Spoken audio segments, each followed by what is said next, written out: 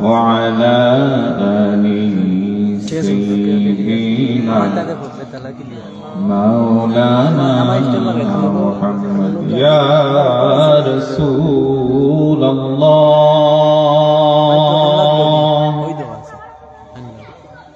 يا خير كل الأنبياء نجنا من حاويا يا زكي المنصب اللهم صل على سيدنا مولانا محمد وعلى آل سيدنا مولانا محمد بلغ العلا بكماله كشف الدجى بجماله حسنت جميع خصاله صلوا عليه وآله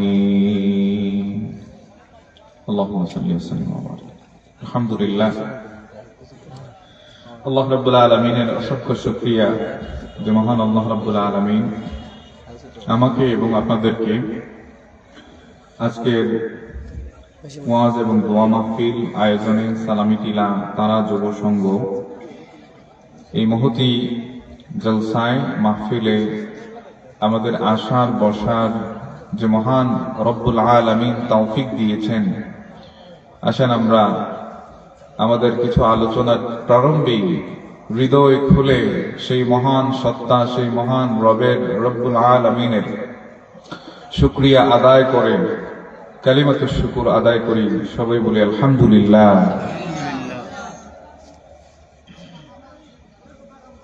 আমি একটি বিষয়ের উপর একটি আয়াত তেলাওয়াত করেছি, সূরা নিসার 34 নম্বর আয়াত। আত্মীয় স্বজন এবং প্রতিবেশীর অধিকার বা হক সম্পর্কে আল্লাহ রাব্বুল আলামিন আমাকে বলার, আপনাদেরকে শোনার এবং আমাদের উভয়কে যা কথা হবে শেষ পর্যন্ত আমল করার মানসিকতা এবং হিম্মত তৈরি করে দান করুক। সবাই বলি আমিন। ওয়া মা তাওফীক ইল্লা বিল্লাহ। আল্লাহ রাব্বুল আলামিন এই দুনিয়াতে আমাদেরকে সৃষ্টি করেছেন একমাত্র উদ্দেশ্য আল্লাহ রাব্বুল আলামিন সৃষ্টির সেটা বলে দিয়েছেন কোরআনুল কারীমে। কি উদ্দেশ্য সেটা আল্লাহ রাব্বুল আলামিন বলেছেন, ওমা খালাকতুল জিন্না ওয়াল ইনসা ইল্লা লিয়াবুদুন। আমি মানুষ এবং জিনকে কেবলমাত্র আমার ইবাদতের জন্য সৃষ্টি করেছি। অর্থাৎ আল্লাহ বলেছেন যে আমি মানুষ এবং জিনকে সৃষ্টি করি নাই, তবে সৃষ্টি করছি কেবলমাত্র একটা উদ্দেশ্য, সেটা হচ্ছে আমার ইবাদত। আর ইবাদতের সংজ্ঞায় সংক্ষেপে বলতে গেলে ইবাদত হচ্ছে আল্লাহ রাব্বুল আলামিনের সর্বোচ্চ আনুগত্য প্রদর্শন, আল্লাহর দেখানো পথে আল্লাহর সর্বোচ্চ আনুগত্যকে ইবাদত বলে। অর্থাৎ আল্লাহ রাব্বুল আলামিন কোরআনুল কারীমে যা আদেশ করেছেন, যা নিষেধ করেছেন, যেগুলা পালনীয় এবং বর্জনীয়, সবগুলো ইবাদতের অন্তর্ভুক্ত।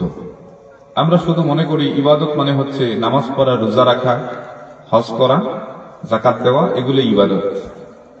হ্যাঁ, এগুলো ইবাদত, তবে এগুলা আল্লাহ রাব্বুল আলামিন কিছুগুলাকে শারীরিক ইবাদত বলেছেন, কিছুগুলাকে আর্থিক ইবাদত বলেছেন, কিছুগুলা আছে শারীরিক এবং আর্থিক দুইটার সংমিশ্রণ আছে, যেমন হজ। মালি ইবাদত, আর্থিক ইবাদত যেমন যাকাত, শারীরিক ইবাদত শুধু নামাজ, জবানি ইবাদত জিকির আজকার, তাওবা, ইস্তিগফার। তো অনুরূপ ভাবে আরো কিছু ইবাদত আল্লাহ রাব্বুল আলামিন কোরআনুল কারীমে আমাদের দিক নির্দেশন দিয়েছেন, যেগুলো হচ্ছে আদব, আখলাক, তরবিয়ত, এগুলো ইবাদতের অন্তর্ভুক্ত। তাহলে আমরা প্রথমেই বুঝতে পারছি যে ইবাদত হচ্ছে আল্লাহ যা আদেশ করেছেন এবং যা নিষেধ করেছেন, দুইটাই, যা আদেশ করছেন সেটা পালন করা আর যা নিষেধ করছেন এটা বর্জন করা, দুটোই ইবাদতের অন্তর্ভুক্ত। তা আল্লাহ যা নিষেধ করছেন, হারাম জিনিস, এগুলো বর্জন করাও সেটা একটা ইবাদত। যা আদেশ করছেন সেটা পালন করা একটা ইবাদত। আল্লাহ রাব্বুল আলামিন তার নিজের ইবাদতের পাশাপাশি আরেকটা জিনিসের কথা বলেছেন, সেটা হচ্ছে মানুষের হক। ইবাদত হচ্ছে আল্লাহর হক, ইবাদতের ক্ষেত্রে আমরা কেবলমাত্র আল্লাহর ইবাদত করি। এই জন্য আমরা 5 ওয়াক্ত নামাজের শুরুতেই সূরাতুল ফাতিহা থেকে পড়ি, ইয়াকা না'বুদু ওয়া ইয়াকা নাস্তাঈন। প্রত্যেক ওয়াক্ত নামাজ এই সূরা ফাতিহা ছাড়া কি হয়? হয় না, ওয়াজিব। আমরা বলি ইয়াকা না'বুদু ওয়া ইয়াকা নাস্তাঈন, কেবলমাত্র ও আল্লাহ তোমারই ইবাদত করি আমরা, আর বিপদে পড়লে তোমার কাছেই সাহায্য চাই। অর্থাৎ ইবাদত আল্লাহ ছাড়া আমরা কারো করি না, সাহায্য বিপদে পড়লে আল্লাহ ছাড়া কারো কাছে চাই না। ওসিলা ভিন্ন জিনিস, কিন্তু সাহায্য করনেওয়ালা মালিক একমাত্র কে? আল্লাহ। ইবাদতের যোগ্য একমাত্র ইলাহ মাবুদ কে? আল্লাহ। তো আল্লাহ রাব্বুল আলামিন কোরআনুল কারীমে তার ইবাদতের পরই যেই বিষয়ের কথা বলেছেন সেটা হচ্ছে মানুষের হক, এবং সেই মানুষগুলার কিছু শ্রেণী আল্লাহ রাব্বুল আলামিন আলোচনা করেছেন যাদের অধিকারের ব্যাপারে আমাদের সচেতন থাকতে হবে, যেটাও ইবাদতের অন্তর্ভুক্ত। একটা হচ্ছে আল্লাহর হকের সাথে ইবাদত, বান্দার হকের সাথে ইবাদতের সম্পর্ক। আচ্ছা, আমরা দেখি আল্লাহ রাব্বুল আলামিন কোরআনুল কারীমে মানুষের হকের ব্যাপারে কি বলছেন। আল্লাহ রাব্বুল আলামিন এই সূরার 36 নম্বর আয়াতে, সূরা নিসার 36 নম্বর আয়াতে আল্লাহ রাব্বুল আলামিন বলেন, ওয়া'বুদুল্লাহা ওয়া লা তুশরিকু বিহি শাইআ, তোমরা আল্লাহর ইবাদত করো, ওয়া লা তুশরিকু বিহি শাইআ, তার সাথে কোনো কিছু শরীক করবে না, অংশীদার করবে না, তার সাথে কোনো পার্টনার বা অংশীদার সাব্যস্ত করবে না। অর্থাৎ ইবাদতের ক্ষেত্রে, রুবুবিয়তের ক্ষেত্রে, উলুহিয়তের ক্ষেত্রে একচ্ছত্র ক্ষমতার মালিক কে? আল্লাহ। আল্লাহ ছাড়া আমরা কাউকে মাবুদ বলে বিশ্বাস করি না, আল্লাহ ছাড়া কাউকে সর্বোচ্চ ক্ষমতার অধিকারী বলে আমরা মনে করি না, আল্লাহ ছাড়া আইনদাতা, আল্লাহ ছাড়া বিধানদাতা, আল্লাহ ছাড়া আমরা কাউকে মাবুদ বলে স্বীকার করি, এবং সেটা মনে প্রাণে এই বিশ্বাস থাকতে হবে। এই জন্য আল্লাহ রাব্বুল আলামিন প্রথমে বলেছেন যে তোমরা আল্লাহর ইবাদত করো, এবং তার সাথে ইবাদতের পাশাপাশি তোমরা তার সাথে আর কাউকে শরীক করবা না। এরপরে আল্লাহ রাব্বুল আলামিন যে বিষয়টি বলছেন, বান্দার হকের কথা আল্লাহ শুরু করছেন, ওয়া বিল ওয়ালিদাইনি ইহসানা, তারপর পিতামাতার সাথে সদাচরণ করো, সর্বোত্তম ব্যবহার করো। মানুষের হকের কথা চলে আসছে। তো মানুষের হকের ক্ষেত্রে সর্বপ্রথম কারা? বাবা মা। রাসূলুল্লাহ সাল্লাল্লাহু আলাইহি ওয়াসাল্লামের দরবারে গিয়ে সাহাবী জিজ্ঞেস করলেন, সবচেয়ে বেশি উত্তম ব্যবহার, সদাচরণ পাওয়ার উপযুক্ত ব্যক্তি আমার কাছে কে? রাসূলুল্লাহ সাল্লাল্লাহু আলাইহি ওয়াসাল্লাম বললেন, তোমার মা। আবার জিজ্ঞেস করলেন, তারপর কি? রাসূল বললেন, তোমার মা। 3 বার বললেন, তৃতীয়বারের মতো রাসূল বললেন, তোমার মা। সুম্মা উম্মুকা, সুম্মা উম্মুকা, সুম্মা উম্মুকা, তারপরে চতুর্থবার রাসূলুল্লাহ সাল্লাল্লাহু আলাইহি ওয়াসাল্লাম বললেন, সুম্মা আবুকা, তারপরে হচ্ছে তোমার বাবা। তাহলে পিতা মাতা হচ্ছে অধিকারের ক্ষেত্রে, হকুল ইবাদের ক্ষেত্রে সবচেয়ে প্রথম সারির, প্রথম শ্রেণী পৃথিবীতে আল্লাহর পরেই যাদের হকের ব্যাপারে আল্লাহ রাব্বুল আলামিন খুদ কুরআনুল কারীমের মধ্যে বলেছেন। তারপরে কি? তারপরে আল্লাহ রাব্বুল আলামিন বলছেন, ওয়াবিযিল কুরবা ওয়াল ইয়াতামা ওয়াল মাসাকিন, তারপরে হচ্ছে তোমাদের আত্মীয় স্বজন। আমরা আজকের বিষয় হচ্ছে আত্মীয় স্বজনের হকের ব্যাপারে। কেন এই বিষয়টা খুবই জরুরি আলোচনার, এটাও আমরা জানবো। যেমন একটা বিষয় আলোচনার আছে, এই বিষয়টা কেন দরকার আলোচনার। আল্লাহ রাব্বুল আলামিন বলছেন, ওয়াবিযিল কুরবা, দ্বিতীয় শ্রেণীর যারা হকুল ইবাদের ক্ষেত্রে দ্বিতীয় শ্রেণীর মানুষ, তারা হচ্ছে তোমার নিকট আত্মীয়। তৃতীয় শ্রেণীর হচ্ছে ওয়াল ইয়াতামা, এতিম, নিঃস্ব, দরিদ্র। তারপরে হচ্ছে ওয়াল মাসাকিন, এটাও দরিদ্রের একটা শ্রেণী। তারপরে হচ্ছে আল্লাহ রাব্বুল আলামিন বলছেন, ওয়াল জারি বিল কুরবা, তোমার নিকটবর্তী প্রতিবেশী, ওয়াল জারি বিল জুনুবি ওয়াস সাহিবি বিল জান, এরপরে হচ্ছে তোমার দূরবর্তী প্রতিবেশী, এরপরে হচ্ছে তোমার সহকর্মী, ওয়াবনিস সাবিল, পথিক বা মেহমান, ওয়া মা মালাকাত আইমানুকুম, এবং তোমার অধীনস্থ যারা আছে, তোমার অধীনে যারা থাকে, তোমার কর্মী, তোমার অধীনস্থ চাকর, তোমার অধীনস্থ যে তোমার গৃহকর্মী, অর্থাৎ তোমার অধীনে যারা, তোমার তত্ত্বাবধানে যারা কাজ করে। তো মোটামুটি এই শ্রেণীর মধ্যে আমরা আজকে আলোচনা করব আত্মীয় স্বজন এবং প্রতিবেশী নিয়ে। তো দেখেন, আল্লাহ রাব্বুল আলামিন তার ইবাদতের পরেই যে বিষয়টি গুরুত্ব সহকারে আলোচনা করেছেন মানুষের হকের ব্যাপারে। কেন এই বিষয়টা খুবই গুরুত্ব সহকারে আল্লাহ রাব্বুল আলামিন আলোচনা করেছেন? কারণ আল্লাহ রাব্বুল আলামিনের হকের বিষয় একটা, যে আল্লাহ চাইলে সেই হকটা ক্ষমা করে দিতে পারেন। কিন্তু যখন কোনো মানুষের হক আমরা নষ্ট করি, কোনো প্রতিবেশীর হক নষ্ট করি, কোনো আত্মীয় স্বজনের হক নষ্ট করি, তখন আমরা দুই দিক থেকে দায়বদ্ধ হয়ে যাই। এক নম্বর হচ্ছে আমরা যার হক নষ্ট করলাম তার কাছে দায়বদ্ধ। দ্বিতীয়, আল্লাহ রাব্বুল আলামিন তাদের অধিকারের ব্যাপারে আমাদেরকে নির্দেশ প্রদান করেছেন, তাদের অধিকার যাতে আমরা অক্ষুণ্ণ রাখি, আল্লাহর নির্দেশও আমরা অমান্য করছি। তাহলে আমরা যখন একজন মানুষের হক নষ্ট করি তখন আমরা দায়বদ্ধ দুই দিকে হই, মানুষের কাছে দায়বদ্ধ হই, আল্লাহর কাছেও দায়বদ্ধ হই। তো এই দুইটার ভিন্নতা কি? যখন আমরা আল্লাহর কাছে দায়বদ্ধ হই কোনো ব্যাপারে, তখন আল্লাহ রাব্বুল আলামিন, যদি আল্লাহর কাছে আমরা ক্ষমা চাই, তখন আল্লাহ রাব্বুল আলামিন আমাদেরকে ক্ষমা করে দেন। কিন্তু যখন আমরা কোনো মানুষের হক নষ্ট করি, কোনো প্রতিবেশীর হক নষ্ট করি, সে নিকটবর্তী, নিকটের প্রতিবেশী হোক, দূরের প্রতিবেশী হোক, অথবা কোনো আত্মীয় স্বজনের হক নষ্ট করি, তখন শুধু আল্লাহর কাছেই আমরা দায়বদ্ধ হই না, ওই ব্যক্তি যাকে আমি মাহরুম করছি তার অধিকার থেকে, তার হক থেকে, তার কাছেও আমি দায়বদ্ধ হই। তাহলে বুঝলাম কি, যতক্ষণ পর্যন্ত ওই ব্যক্তির কাছ থেকে আমি ক্ষমা না পাইব, তখন আল্লাহ রাব্বুল আলামিনও ক্ষমা করবেন না। এটা আল্লাহর ঘোষণা।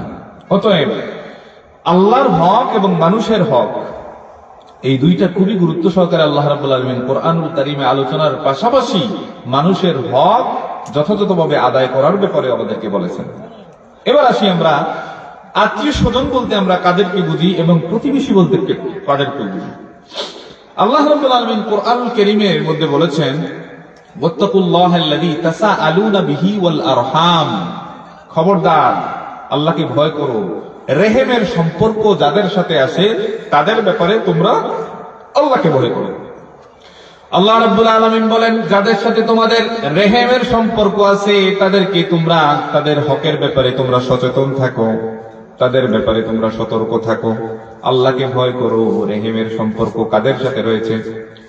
আরহাম বলা হয় যাদের সাথে রক্তের আত্মীয়তা আছে, বাবার দিক দিয়ে, মার দিক দিয়ে, যারা উত্তরাধিকার হয়। কোন ব্যক্তি যখন মারা যায় তখন মিরাসের অধিকারী যারা হয় তাদেরকে আত্মীয় স্বজন বলে। তো এই আত্মীয় স্বজনের মধ্যে দুই ধরনের আত্মীয় স্বজন আছে, নিকট আত্মীয়, দূরবর্তী আত্মীয়। আল্লাহ রাব্বুল আলামিন কোরআনুল কারীমের মধ্যে রেহেমের সম্পর্কের কথা এই কারণে বলেছেন যে এই সম্পর্কটা খুবই গুরুত্বপূর্ণ একটা সম্পর্ক। রেহেম শব্দটি এসেছে রহমান শব্দ থেকে, আর আমরা জানি রহমান এবং রহিম দুইটা সিফতি আল্লাহর নাম, জানি না আমরা? আর রহমান, আমরা তো বিসমিল্লাহ বলার সময় কি করি? আল্লাহর দুইটা সিফতি নাম বলি, বলেন একসাথে, বিসমিল্লাহির রহমানির রহিম। দুইটা নাম আল্লাহর, দুইটা নাম তাফসীরের কিতাবে এসেছে, আর রহমানু ফিদ দুনিয়া ওয়া রহিমু ফিল আখিরাহ। আল্লাহ রাব্বুল আলামিন যে দয়া দেখাবেন, রহমান তিনি দুনিয়াতে, রহমান অর্থাৎ সবার জন্য দয়াশীল। তিনি যে অবাধ্য তাকেও আল্লাহ রাব্বুল আলামিন লালন পালন করেন, পৃষ্ঠপোষকতা করেন। যে আল্লাহকে মানে, তার আনুগত্য করে, তার ইবাদত করে, তাকেও আল্লাহ রাব্বুল আলামিন কি করেন? লালন পালন করেন, খাওয়ান, দেখভাল করেন, অসুস্থ হইলে সুস্থতা দান করেন। কিন্তু কাল কিয়ামতের ময়দানে আল্লাহ রাব্বুল আলামিন রাহিম আরেকটি গুণের সিফত তিনি বহিঃপ্রকাশ করবেন, সেটা হচ্ছে মুমিনদের জন্য আল্লাহ রাব্বুল আলামিন দয়া পরবশ এবং দয়াশীল আচরণ করবেন, কাফেরদের জন্য করবেন না। তো এই দুইটা শব্দ রহমত শব্দ থেকে এসেছে, আর রেহেম শব্দটাও রহমত থেকে আগত একটা শব্দ। অর্থাৎ এই শব্দ ব্যবহার করার মাধ্যমে আল্লাহ রাব্বুল আলামিন, মুফাসসিরিনে কেরামরা বলেন, আল্লাহ রাব্বুল আলামিন বোঝাতে চেয়েছেন আল্লাহ যেরকম দয়াশীল, এই দয়ার একটা স্নিগ্ধতা, দয়ার একটা পরশ আত্মীয়তার বন্ধনের মধ্যে লুকায়িত আছে। সুবহানাল্লাহ। আমার রাসূল বলেন সাল্লাল্লাহু আলাইহি ওয়াসাল্লাম, যে কেউ যদি রিজেকের বরকত চায়, তার আয়ু দীর্ঘায়ু হোক, এবং রিজেকের মধ্যে বরকত চায়, সেই যেন আত্মীয়তার সম্পর্ক অটুট রাখে, আত্মীয়তার সম্পর্ক সে যেন ভঙ্গ না করে। যদিও তার আত্মীয় তার সাথে দুর্ব্যবহার করে, খারাপ আচরণ করে, তার প্রয়োজনে সে আত্মীয়তার চেইন, সম্পর্কটা যেন ভঙ্গ না করে। রাসূলুল্লাহ সাল্লাল্লাহু আলাইহি ওয়াসাল্লাম আরো বলেন, যে ব্যক্তি আত্মীয়তার সম্পর্ক ভঙ্গ করে সে কখনো জান্নাতে প্রবেশ করবে না। জোরে বলে নাউযুবিল্লাহ। তাহলে আমরা বুঝতে পারলাম সংক্ষেপে যে আত্মীয় স্বজনের অধিকারের ব্যাপারে আল্লাহ রাব্বুল আলামিন গুরুত্বারোপ করেছেন। এমনকি আত্মীয় স্বজনের কেমন গুরুত্ব, আত্মীয়তার সম্পর্ক নষ্ট করলে কি হয়, জান্নাতে সেই ব্যক্তি প্রবেশ করতে পারবে না। এমনকি আত্মীয় স্বজন দুর্ব্যবহার করলেও তার সাথে আপনি সদাচরণ করবেন। এই বিষয়টার ব্যাপারে আমাদের সচেতন থাকতে হবে। এবার আসেন প্রতিবেশী কারে বলে। যে আত্মীয় স্বজন বুঝলাম, এবার বলেন প্রতিবেশী কারে বলে। প্রতিবেশীকে আরবিতে আল্লাহ রাব্বুল আলামিন যে শব্দ ব্যবহার করেছেন সেটাকে বলা হয় জার। জার মানে যারা আশেপাশে থাকে। অভিধানে লিসানুল আরাবের মধ্যে এসেছে, ইবনে মনজুর রাহমাতুল্লাহ আলাইহি বলেন তার লিসানুল আরাবে যে প্রতিবেশী হচ্ছে সেই ব্যক্তি যারা আপনার ঘরে বা আপনি যেখানে বসবাস করেন, হোক সেটা আপনার নিজের বাড়ি বা কর্মক্ষেত্র, আপনি যেখানে থাকেন, হয়তো সেখানে আপনি ভাড়া থাকেন, অথবা নিজের বাড়িতে থাকেন, অথবা কোনো দোকানে অবস্থান করেন, অথবা আপনি মসজিদের ইমাম সাহেব, মসজিদের হুজরাখানা, যেখানেই আপনি থাকেন না কেন, আপনার আশেপাশে মুসলিম অমুসলিম, ধনী গরিব, আত্মীয় অনাত্মীয়, দেশি বিদেশি যারা থাকে সবাই আপনার প্রতিবেশী। তাহলে আমরা সংক্ষেপে বুঝতে পারলাম আমাদের প্রতিবেশী কারা। বিষয়টা আবারও ক্লিয়ার করি, আমার পাশে যারা মুসলমান থাকে শুধু তারাই প্রতিবেশী না, আমার ঘরের আশেপাশে যারা বিধর্মী থাকে তারাও আমার প্রতিবেশী। যারা বিদেশি মানুষ থাকে, অর্থাৎ মৌলভীবাজারের না, সিলেটের না, হয় সে হবিগঞ্জের, না হইলে সে নোয়াখালী অথবা বরিশালের, যে কোনো বা ইন্ডিয়ান, যে কোনো দেশেরই হোক, বাংলাদেশের অন্য জেলার মানুষ হোক, অন্য বিভাগের মানুষ হোক, যেই হোক, সে আমার বাড়ির আশেপাশে থাকে, সে আমার প্রতিবেশী। এই হচ্ছে সংক্ষেপ। এবারও আসি প্রতিবেশী বলতে কতদূর রেঞ্জে কোলায়, যে কতদূর জায়গা, কতটা এরিয়ার মানুষকে আমি আমার প্রতিবেশী হিসেবে বলবো। এই সম্পর্কে 5টা ভিন্ন ভিন্ন মত পাওয়া যায়। 1 নম্বর মত, হযরত হাসান রাহমাতুল্লাহ আলাইহি বলেন যে প্রতিবেশী বলতে কোন ব্যক্তি যেখানে অবস্থান করে তার ডানে বামে সামনে পিছনে 40 ঘর, এরা হচ্ছে তার প্রতিবেশী। 1 নম্বর মত। 2 নম্বর মত, কেউ কেউ বলেন ব্যক্তি যেখানে অবস্থান করে তার ডানে 10, বামে 10, সামনে 10, পিছনে 10, মোট 40। কেউ কেউ বলেন ব্যক্তি তার ঘর থেকে বা যেখানে থাকে সেখান থেকে ডাক দিলে যতদূর পর্যন্ত আওয়াজ যায় সেই রেঞ্জের মানুষগুলো তার প্রতিবেশী। তো যাই হোক, এখান থেকে এই পরিভাষাগুলা থেকে বা এই সীমাবদ্ধতা থেকে আমরা কোরআনুল কারীমের আয়াতের দিকে যদি তাকাই, তাহলে আমরা বুঝি যে প্রতিবেশী 2 ধরনের পাওয়া যায়। একটা হলো কাছের প্রতিবেশী, আর একটা দূরের প্রতিবেশী। তাফসীর জারির আত-তাবারী ইমাম তাবারী রাহমাতুল্লাহ আলাইহি বলেন, নিকট প্রতিবেশী এবং দূর প্রতিবেশী বলতে বোঝায় 2 ধরনের মত। 1 নম্বর হচ্ছে আত্মীয় যদি থাকে আপনার বাড়ির পাশে, এটা হচ্ছে নিকট প্রতিবেশী।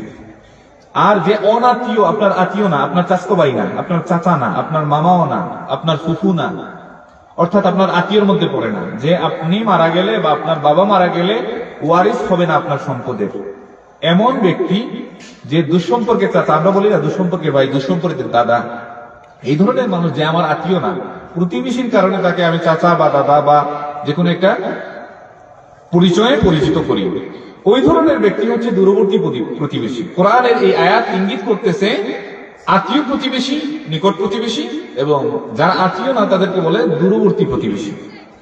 1। 2 নম্বর ব্যাখ্যা তিনি বলেন তাফসীরের কিতাবে যে নিকট প্রতিবেশী বলতে বোঝায় নিজ ধর্মের মানুষ যে মুসলিম, আর দূরবর্তী প্রতিবেশী হচ্ছে সেই ব্যক্তি যে মুসলিম না, অমুসলিম। আরেকটা ব্যাখ্যা হচ্ছে যে আপনার ডাক দিলে শুনতে পায়, যতদূর পর্যন্ত আওয়াজ যায়, এটা হচ্ছে নিকট প্রতিবেশী। এরপরে ঘরের দিক থেকে ওই যে 40 ঘর এদিকে, এরা হচ্ছে দূরবর্তী প্রতিবেশী। আবার কেউ কেউ বলেন জুমার মসজিদে এলাকার যত মানুষ একত্রিত হয়ে সবাই আপনার প্রতিবেশী। তাহলে আমরা বুঝতে পারলাম প্রতিবেশীর ধরন, প্রতিবেশী কাকে বলে। এবং প্রতিবেশী কয় ধরনের? আচরণের দিক দিয়ে প্রতিবেশী হচ্ছে দুই ধরনের প্রতিবেশী। এক ধরনের প্রতিবেশী হচ্ছে ভালো প্রতিবেশী, আর এক ধরনের প্রতিবেশী হচ্ছে খারাপ প্রতিবেশী। রাসূলুল্লাহ সাল্লাল্লাহু আলাইহি ওয়াসাল্লাম কেমন প্রতিবেশী ছিলেন? আল্লাহর হাবিব সাল্লাল্লাহু আলাইহি ওয়াসাল্লাম সর্বোত্তম প্রতিবেশী ছিলেন, এমনকি নিজের ধর্মে দীক্ষিত সাহাবায়ে কেরামদের প্রতি যেমন তিনি আচরণ করতেন, যারা তার ধর্মে দীক্ষিত হয় নাই অর্থাৎ ইসলাম গ্রহণ করেন নাই, তাদের প্রতিও তিনি সহমর্মী ছিলেন, প্রতিবেশী সুলভ আচরণ করেছেন। কেমন? একজন ইহুদির ছেলে সে রাসূলুল্লাহ সাল্লাল্লাহু আলাইহি ওয়াসাল্লামের খেদমতে আসতো, আল্লাহর হাবিব সাল্লাল্লাহু আলাইহি ওয়াসাল্লামকে খেদমত করত, বিভিন্ন কাজে সে অগ্রসর হইত। একদিন সে অসুস্থ হয়ে যায়, অর্থাৎ এমন অসুস্থ যে মরণাপন্ন। আল্লাহর হাবিব সাল্লাল্লাহু আলাইহি ওয়াসাল্লামের বাড়ির পাশে প্রতিবেশী হিসেবে রাসূলুল্লাহ সাল্লাল্লাহু আলাইহি ওয়াসাল্লাম তাকে দেখতে যান। দেখতে গিয়ে দেখেন যে সে মুমূর্ষ অবস্থায় আছে, সে এখনো ইসলাম গ্রহণ করে নাই। আল্লাহর হাবিব সাল্লাল্লাহু আলাইহি ওয়াসাল্লাম যখন দেখতে আসলেন, তার বাবা আশ্চর্য হলো যে আমরা তো ইহুদি, এখনো ইসলাম গ্রহণ করি নাই, অথচ রাসূলুল্লাহ সাল্লাল্লাহু আলাইহি ওয়াসাল্লাম আমাকে দেখতে আসছেন।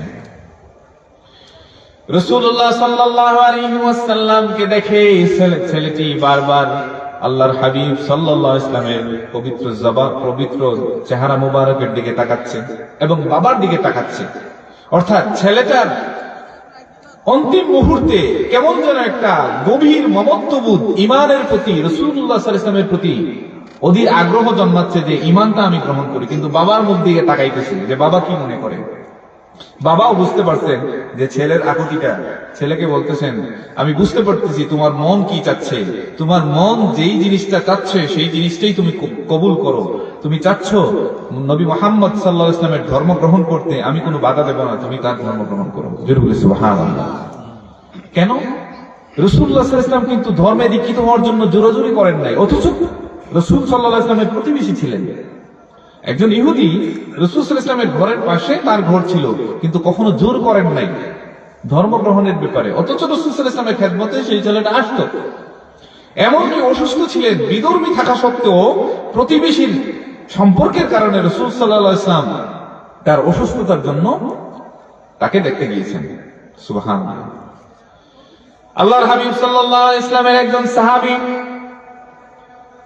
উনার বাড়িতে বকরি জবাহ করছেন। জবাহ করার পর তাৎক্ষণিক বললেন যে জবাহ করার পর প্রথম যে গোশতটা, সেই গোশতটা আমার অমুক প্রতিবেশীকে দিবে। সবাই তাজ্জুব বনে গেল, কি ব্যাপার, কি বলতেছেন আপনি? যার কথা প্রথম বললেন আপনি, সে তো একজন মুসলমান না, সে একজন ইহুদি। কি হয়েছে আপনার? বুঝলাম না, আপনার আকলের কি কমতি হয়েছে? হাদিসে পাকের মধ্যে এসেছে, সাহাবী বললেন তোমরা কি শোনো নাই আল্লাহর হাবিব সাল্লাল্লাহু আলাইহি ওয়াসাল্লাম নিজের জবান মুবারকে বলেছেন যে জিবরাইল আলাইহিস সালাতু ওয়াস সালাম আমার কাছে একদিন আসলেন, প্রতিবেশীর হকের ব্যাপারে, অধিকারের ব্যাপারে এত বেশি তাগিদ দিলেন, আমি কেমন যেন মনে করলাম, রাসূল সাল্লাল্লাহু আলাইহি ওয়াসাল্লাম বলছেন, আমি কেমন যেন মনে করলাম প্রতিবেশীকে মনে হয় আমার মিরাসের অর্থাৎ ওয়ারিস বানায় দিবেন আল্লাহ। সুবহানাল্লাহ। এত বেশি তাগিদ দিলেন প্রতিবেশীর হকের ব্যাপারে, কেমন যেন মনে হয় আরেকটু অগ্রসর হইলে মনে হয় আল্লাহ রাব্বুল আলামিন প্রতিবেশীকে মিরাস বানায় দিতেন, ওয়ারিস বানায় দিতেন, মিরাসের অধিকারী বানায় দিতেন। তাহলে আমরা বুঝতে পারলাম আত্মীয় স্বজনের যেরকম একটা অধিকার রয়েছে যেটা অতিক্রম করার মতো না, লঙ্ঘন করার মতো না, অনুরূপভাবে আল্লাহ রাব্বুল আলামিন খুদ কোরআনুল কারীমের মধ্যেও প্রতিবেশীর হকের ব্যাপারেও আমাদেরকে সতর্ক করেছেন। এবার আসেন প্রতিবেশীর ব্যাপারে আমরা কি কি ব্যবহার দেখাবো। রাসূলুল্লাহ সাল্লাল্লাহু আলাইহি ওয়াসাল্লাম এটা তো পাইলাম উত্তম প্রতিবেশীর একটা নমুনা। এবার আসেন নিকৃষ্ট প্রতিবেশীর একটা নমুনা। আল্লাহর হাবিব সাল্লাল্লাহু আলাইহি ওয়াসাল্লামের কাছে একদিন এক সাহাবী আসলেন, ইয়া রাসূলুল্লাহ, একটা অভিযোগ নিয়ে আসছেন। ইয়া রাসূলুল্লাহ, ইয়া হাবিবাল্লাহ, একটা অভিযোগ আপনার কাছে নিয়ে এসেছি। যে কি অভিযোগ? আমি যে ঘরে বসবাস করি সেই ঘরে আমার প্রতিবেশীর যন্ত্রণায় আমি থাকতে পারি না, আমার প্রতিবেশী খুব জ্বালাতন করে আমারে, তার আচরণে আমি খুব কষ্ট পাই, আমি কি করব? আল্লাহর হাবিব সাল্লাল্লাহু আলাইহি ওয়াসাল্লাম বললেন, তোমার প্রতিবেশীর ব্যাপারে তুমি ধৈর্য ধারণ করো, সবর করো। তৃতীয়বারের মতো সবর করার পরেও তিনি যখন অতিষ্ঠ হয়ে গেলেন, দ্বিতীয়বারের মতো আসলেন। আল্লাহর হাবিব সাল্লাল্লাহু আলাইহি ওয়াসাল্লাম আবার বললেন, ধৈর্য ধারণ করো। তৃতীয়বার আবার আসলেন। সাহাবী বললেন, ইয়া রাসূলুল্লাহ, সীমা লঙ্ঘন করতেছে, তার আচরণ আমি ধৈর্য ধারণের মতো আচরণ না। রাসূলুল্লাহ সাল্লাল্লাহু আলাইহি ওয়াসাল্লাম আবার বললেন, ধৈর্য ধারণ করো। সুবহানাল্লাহ। এখান থেকে আমরা বুঝতে পারলাম কি, যে আমার প্রতিবেশী আমাকে কষ্ট দেবে, তার আচরণে আমি কষ্ট পাবো, তার ব্যবহারে আমি কষ্ট পাবো, কিন্তু আমি ধৈর্য ধারণ করব। চতুর্থবার সাহাবী আবার আসলেন। আবার আসার পর বললেন, ইয়া রাসূলুল্লাহ, সে তো অনেক কষ্ট দেয় আমাকে অনেক কষ্ট দেয়, আমি কি করব? আল্লাহ হাবিব সাল্লাল্লাহু আলাইহি ওয়াসাল্লাম বললেন, তাহলে তুমি এক কাজ করো, তোমার ঘরের যে আসবাবপত্র যেগুলো আছে এগুলো তোমার ঘর থেকে বের করে রাস্তায় নিয়ে বসে থাকো। তোমার ঘরের আসবাবপত্র যেগুলো আছে এগুলা বের করে নিয়ে তুমি রাস্তার পাশে, তোমার বাড়ির রাস্তার পাশে বসে থাকো। চলে গেলেন। রাসূল সাল্লাল্লাহু আলাইহি ওয়াসাল্লাম যেরকম বলছেন সেরকম, এবং এটাও বললেন, যদি মানুষ জিজ্ঞেস করে রাস্তা দিয়ে যাওয়ার সময়, তুমি বলবা যে আমার প্রতিবেশীর জ্বালায় আমি আমার ঘরের আসবাবপত্র বাইরে বের করে দিয়েছি, আমি থাকতে পারতেছি না আর ঘরে। তো কি বোঝেন আপনি? লোক যাইতেছে, কি ব্যাপার, আপনার ঘটি বাটি লটি যা আছে সব বের করে আপনি বসে আছেন, বুঝলাম না তো কিছু। বাসা শিফট করতেছেন যে না, আমার প্রতিবেশী আমারে খুব জ্বালায়, এই জন্য রাসূল সাল্লাল্লাহু আলাইহি ওয়াসাল্লাম একটা থেরাপি দিয়েছেন, এই থেরাপি আমি নিতেছি। তখন যে যায় এই বলতেছে, কি নিকৃষ্ট প্রতিবেশী, যার অত্যাচারে, যার আচরণে তার প্রতিবেশী কষ্ট পেয়ে তার ঘর থেকে আসবাবপত্র বের করে রাস্তায় বসে গেছে। এবার যে যাইতেছে সেই, যার কারণে সে পথে আসছে, তারা লানত দিতেছে। সেই খবর শোনার পরে, যে কষ্ট দেয়, শোনার পর রাস্তায় বের হয়ে আসছে, ভাই আল্লাহর রাস্তায় আমারে মাফ কর, রাস্তা থেকে উঠছে। তো বলে, আমি রাস্তা থেকে উঠবো না, তুমি আল্লাহ রাসূল সাল্লাল্লাহু আলাইহি ওয়াসাল্লামের কাছে গিয়ে বলো। রাসূল সাল্লাল্লাহু আলাইহি ওয়াসাল্লাম আমাকে বলছেন রাস্তায় বসার জন্য। তো বললেন, ঠিক আছে চলো, তুমি আর আমি আল্লাহ রাসূল সাল্লাল্লাহু আলাইহি ওয়াসাল্লামের কাছে যাই। যে কষ্ট দেয় এই প্রতিবেশী, যে মাজলুম প্রতিবেশী, তাকে নিয়ে রাসূলুল্লাহ সাল্লাল্লাহু আলাইহি ওয়াসাল্লামের দরবারে গেলেন। ইয়া রাসূলুল্লাহ, আমি ভুল করে বেঁচেছি, সে তো আমাকে লানত দিতেছে, শুধু তাই না, সে মানুষ যে যায় সে আমারে লানত দেয়। রাসূল সাল্লাল্লাহু আলাইহি ওয়াসাল্লাম বলেন, তোমার উপর লানত তো এখন থেকে শুরু হয়নি, যখন থেকে তুমি কষ্ট দিতা তোমার প্রতিবেশী, তখন থেকে আল্লাহ নিজে তোমার উপরে লানত দেয়। নাউযুবিল্লাহি মিন যালিক। তুমি এখন ফিল করতেছো যে মানুষ তোমার উপর লানত দেয়, কিন্তু যখন থেকে তোমার প্রতিবেশীর সাথে তুমি কষ্ট দিতেছো, নিকৃষ্ট আচরণ করতেছো, তখন থেকে আল্লাহ লানত তোমার উপরে বর্ষণ হচ্ছে। তুমি কি এটা জানো না? তিনি রাসূল সাল্লাল্লাহু আলাইহি ওয়াসাল্লামের কাছে ক্ষমা চাইলেন এবং আল্লাহর কাছে তার কৃতকর্মের জন্য ক্ষমা চাইলেন, এবং বললেন এবং অঙ্গীকার করলেন এই ধরনের আচরণ প্রতিবেশীর সাথে তিনি আর করবেন। তাহলে এই হাদিস থেকে আমরা কি বুঝলাম? উত্তম প্রতিবেশীর যেরকম একটা আচরণ আছে, নিকৃষ্ট প্রতিবেশীরও কিছু আচরণ আছে, যেই আচরণের জন্য যতক্ষণ পর্যন্ত আপনি আপনার প্রতিবেশীর উপর দুর্ব্যবহার করবেন, ততক্ষণ পর্যন্ত আল্লাহ রাব্বুল আলামিন আপনার প্রতি নারাজ থাকবেন এবং আল্লাহ আপনার প্রতি লানত করবেন। সম্মানিত হাজিরিন, এবার আসেন আমরা প্রতিবেশীর সাথে কেমন আচরণ করব। আল্লাহ রাব্বুল আলামিন আত্মীয় স্বজনের ব্যাপারে এবং প্রতিবেশীর ব্যাপারে কোরআনুল কারীমে অসংখ্যবার তাগিদ দিয়েছেন তাদের ব্যাপারে সতর্ক থাকার জন্য। আল্লাহ রাব্বুল আলামিন প্রতিবেশীর ব্যাপারে যেমন কি বলেছেন, আত্মীয় স্বজনের ব্যাপারে তেমন কি বলেছেন। আল্লাহ রাব্বুল আলামিন বলেন যে, রাসূলুল্লাহ সাল্লাল্লাহু আলাইহি ওয়াসাল্লাম নিজে বলেন যে, লা ইয়াদখুলুল জান্নাতা কাতিউর রাহিম, যে ব্যক্তি আত্মীয়তার সম্পর্ক ছিন্ন করে সে ব্যক্তি জান্নাতে যেতে পারবে না। এমন কি আল্লাহ রাব্বুল আলামিন খুদ কুরআনুল কারীমের মধ্যে বলেন যে, তোমরা কি ক্ষমতায় গেলে জমিনে ফিতনা সৃষ্টি করবে? এটা সূরা মুহাম্মাদে এসেছে।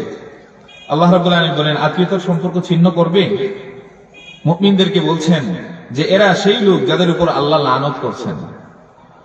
স্পষ্ট আল্লাহ রাব্বুল আলামিন কোরআনুল কারীমের মধ্যে বলছেন যে তোমরা কি দুনিয়াতে এমন অবস্থা তৈরি করবে যে আত্মীয়তার সম্পর্ক নষ্ট করবে, ফিতনা ছড়াবে, অথচ তোমরা জানো না এই ধরনের কার্যকলাপের জন্য আল্লাহ রাব্বুল আলামিন ব্যক্তির উপর অনবরত লানত বর্ষণ করেন। নাউযুবিল্লাহি মিন যালিক। সম্মানিত হাজিরিন, রাসূলুল্লাহ সাল্লাল্লাহু আলাইহি ওয়াসাল্লাম আরো বলেন যে, খায়রুকুম খায়রুকুম লিআহলি ওয়া আনা খায়রুকুম লিআহলি, অর্থাৎ সবচেয়ে উত্তম সেই ব্যক্তি যে তার প্রতিবেশী এবং ঘরের আত্মীয় স্বজনের কাছে ভালো, এবং তোমাদের মধ্যে আমি হচ্ছি আমার প্রতিবেশী এবং আত্মীয় স্বজনের কাছে সর্বোৎকৃষ্ট মানুষ। জোরে বলি সুবহানাল্লাহ। এতে বোঝা যায় আপনি আপনার ঘরে এবং আপনার প্রতিবেশী আপনার একটা সার্টিফিকেট। আপনি কেমন মানুষ এটার সার্টিফিকেট কে প্রদান করবে? আপনার আত্মীয় স্বজন এবং আপনার প্রতিবেশী। এই দুই শ্রেণীর মানুষ আপনাকে সার্টিফিকেট দেবে আপনি কেমন মানুষ।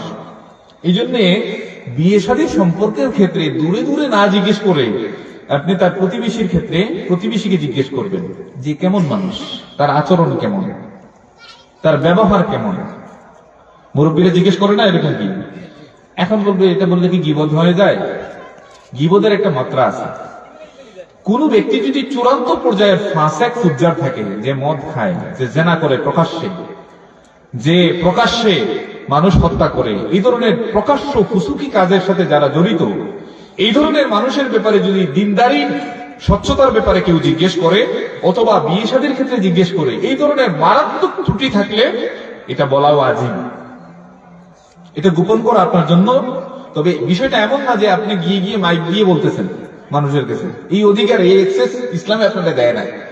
যখন একজন দেখবেন আপনি একজন ভালো একজন মানুষ এই একটা পরিবারের সাথে সম্পর্ক করতে যাচ্ছে, কিন্তু সে অনেক ভালো, তার গোষ্ঠীর মানুষ অনেক ভালো, কিন্তু এমন একটা পরিবারে সে আত্মীয়তা করতেছে, আপনাকে জিজ্ঞেস করতেছে নিকট বা বন্ধু সুলভ আচরণের মাধ্যমে যে তার ব্যবহার কেমন, কিন্তু আপনি জানেন সে মদখুর, সে সুদখুর, সে জুয়াখুর, সে প্রকাশ্যে মানুষের সাথে সন্ত্রাসবাদের সাথে দুর্নীতির সাথে জড়িত, ঘুষখোর, কিন্তু আপনি বললেন হ্যাঁ উনি ভালো মানুষ। এই যে আপনি একটা সত্য গোপন করলেন এবং আরেকজনকে বিপদের মুখে ফেললেন, এটার অধিকারও ইসলাম আপনাকে দেয় নাই। আবার এটাও বলে না ইসলাম যে আপনি ওই ব্যক্তির খারাপ গুণ চায়ের স্টলে গিয়ে অমুকের সাথে বলেন, হোটেলে গিয়ে অমুকের কাছে বলেন, গ্রামে মসজিদে মসজিদে এক এক মসজিদে নামাজ পড়েন, মুসল্লি নামাজ শেষে রাস্তা দিকে আসার সময় অমুকের গিবত ধরে ধরে ধরে ধরে অমুকের কাছে বলেন। এই এক্সেসও ইসলাম আপনাকে দেয়। ইসলাম বলে যখন ব্যক্তির দুষ্ত্রুটি আপনি গোপন করবেন, কাল কিয়ামতের ময়দানে আল্লাহ রাব্বুল আলামিন স্বয়ং তিনি আপনার দুষ্ত্রুটিগুলো গোপন করবেন। সুবহানাল্লাহ। মান সাতারা মুসলিমান সাতারাহুল্লাহু ইয়াউমাল কিয়ামাহ। যখন কোন ব্যক্তির গোপন কোন দোষ আপনি গোপন রাখবেন দুনিয়াতে, আল্লাহ রাব্বুল আলামিন বলেন কাল কিয়ামতের ময়দানে অসংখ্য অগণিত গুনাহ রাশি আমরা যে করি, আল্লাহ রাব্বুল আলামিন তার দয়া গুণে সমস্ত গুনাহগুলো মানুষের কাছ থেকে ঘুরে ঢেকে আল্লাহ রাব্বুল আলামিনের তার রহমত দিয়ে আমাদেরকে মাফ করে দেবে। এটা হচ্ছে মানুষের দুষ্ত্রুটি গোপন করার একটা উদাহরণ। সম্মানিত হাজিরিন, প্রতিবেশী সম্পর্কে রাসূলুল্লাহ সাল্লাল্লাহু আলাইহি ওয়াসাল্লাম বলেন ওয়া আহসিন ইলা জারিকা তাকুন মুমিনান। তুমি যদি মুমিন হয়ে থাকো তাহলে তোমার প্রতিবেশীর সাথে সদাচরণ করো, ভালো ব্যবহার করো, যদি তুমি মুমিন হয়ে থাকো। আল্লাহ হাবিব সাল্লাল্লাহু আলাইহি ওয়াসাল্লাম বলেন মান কানা ইউমিন বিল্লাহি ওয়াল ইয়াউমিল আখির ফালা ইউযি জারাহু। যে ব্যক্তি আল্লাহ, তার রাসূল এবং আখিরাত দিবসের প্রতি বিশ্বাস করে সেজন্য তার প্রতিবেশীকে কষ্ট না দেয়। সে যদি ঈমানদার হয়ে থাকে, আল্লাহকে বিশ্বাস করে, নবীকে বিশ্বাস করে এবং আখিরাতের দিবসের প্রতি বিশ্বাস করে, সেজন্য তার প্রতিবেশীকে কি করে না, কষ্ট দেয় না। রাসূলুল্লাহ সাল্লাল্লাহু আলাইহি ওয়াসাল্লাম আরো কঠোরভাবে বলতেছেন। রাসূলুল্লাহ সাল্লাল্লাহু আলাইহি ওয়াসাল্লাম বুখারী এবং মুসলিমের হাদিসে আরো কঠোর ভাষায় সতর্ক করেছেন। রাসূলুল্লাহ সাল্লাল্লাহু আলাইহি ওয়াসাল্লাম বলেন ওয়াল্লাহি লা ইউমিনু ওয়াল্লাহি লা ইউমিনু ওয়াল্লাহি লা ইউমিনু। খোদার কসম সেই ব্যক্তি মুমিন নয়, খোদার কসম সেই ব্যক্তি মুমিন নয়, খোদার কসম সেই ব্যক্তি মুমিন নয়। আমরা বলি খোদার কসম সেই ব্যক্তি পরিপূর্ণ মুমিন হতে পারে না যেই ব্যক্তির হাত থেকে তার প্রতিবেশী নিরাপদ নয়। তাহলে কি বুঝলাম আমরা? যে ব্যক্তির কাছ থেকে তার প্রতিবেশী নিরাপদ নয় সে ব্যক্তি মুমিন হতে পারে না। আয় মুমিনান কামিলান, পরিপূর্ণ মুমিন হতে পারে। অতএব প্রতিবেশীর ব্যাপারে, হকের ব্যাপারে যেমনটা আল্লাহ রাব্বুল আলামিন সরাসরি কোরআন কারীমে নির্দেশ দিয়েছেন, অনুরূপভাবে আল্লাহ রাব্বুল আলামিন কি করেছেন? আল্লাহ রাব্বুল আলামিন আমাদেরকে রাসূলুল্লাহ সাল্লাল্লাহু আলাইহি ওয়াসাল্লাম হাদিসে পাকের মধ্যেও আলোচনা করেছেন। সম্মানিত হাজিরিন, আল্লাহর হাবিব সাল্লাল্লাহু আলাইহি ওয়াসাল্লাম বলেন যে একজন ব্যক্তি, মহিলা যে অনেক নামাজি, রোজা রাখে, নফল সিয়াম আদায় করে, এমনকি সালাতের ব্যাপারে খুবই, নামাজের ব্যাপারে খুবই যত্নবান, কিন্তু তার প্রতিবেশীর সাথে সে দুর্ব্যবহার করে। অন্যদিকে আরেকজন মহিলা যে ভালো, খুব বেশি নফল সালাত পড়ে না, ফরজ সালাত গুলা পড়ে, খুব অতিরিক্ত নফল ইবাদত করে না, অতিরিক্ত নফল সিয়াম রাখে না, কিন্তু সে তার প্রতিবেশীর সাথে ঠিক ভালো আচরণ করে। এই দুই ধরনের মহিলার ব্যাপারে আল্লাহর হাবিব সাল্লাল্লাহু আলাইহি ওয়াসাল্লাম এর কাছে জিজ্ঞেস করা হলো যে কোন ব্যক্তি, কোন মহিলাটা আমলের দিক দিয়ে বেশি ভালো।